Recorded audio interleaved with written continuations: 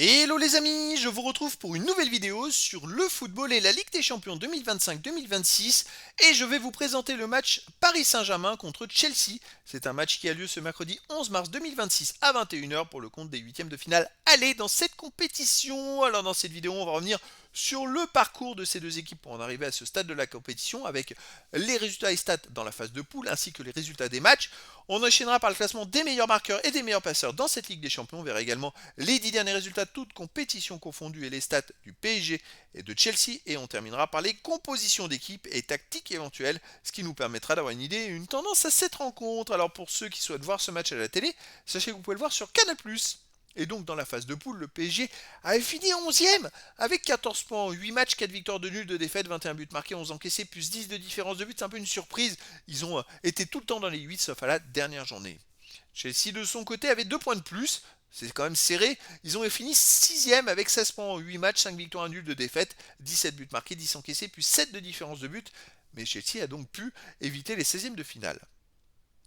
Au niveau des résultats, le PSG a démarré très fort. Ils ont battu Atalanta Bergame 4-0. Ils ont gagné 2-1 à Barcelone et 7-2 au Bayer Leverkusen. Les 3 premiers matchs, c'était fou. Ensuite, ils ont perdu 2-1 contre le Bayern Munich. Ils ont gagné 5-3 contre Tottenham. Et puis après, ça s'est un peu gâté. En 3 matchs, ils n'ont pris que 2 points. C'était pas top. Ils ont fait 0-0 à l'Athletic Bilbao. Ils ont perdu au Sporting du Portugal 2-1. Ils ont fait un partout contre Newcastle.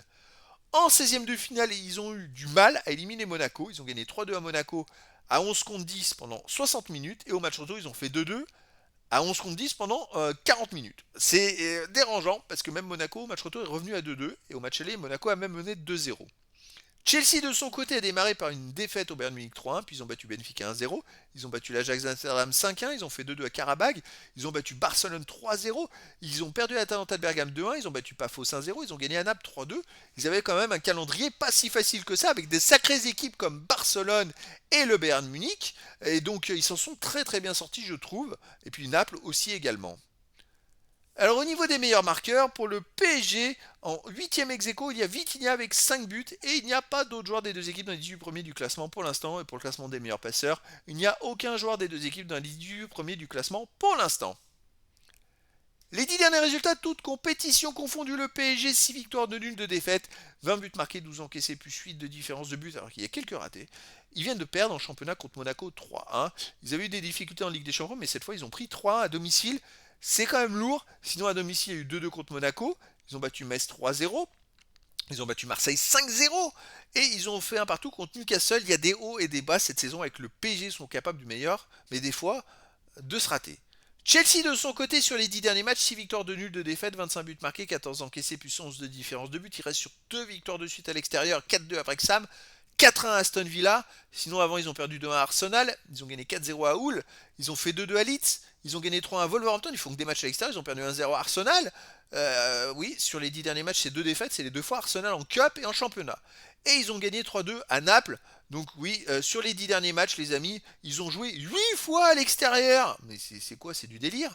Je suis en train de compter. Oui, ils ont joué 8 fois à l'extérieur sur les 10 derniers matchs. Alors ça, c'est quand même du calendrier, quand même assez exceptionnel. Et sur ces 8 fois, les amis, ils ont quand même gagné 5 fois. C'est donc un énorme adversaire pour le PSG.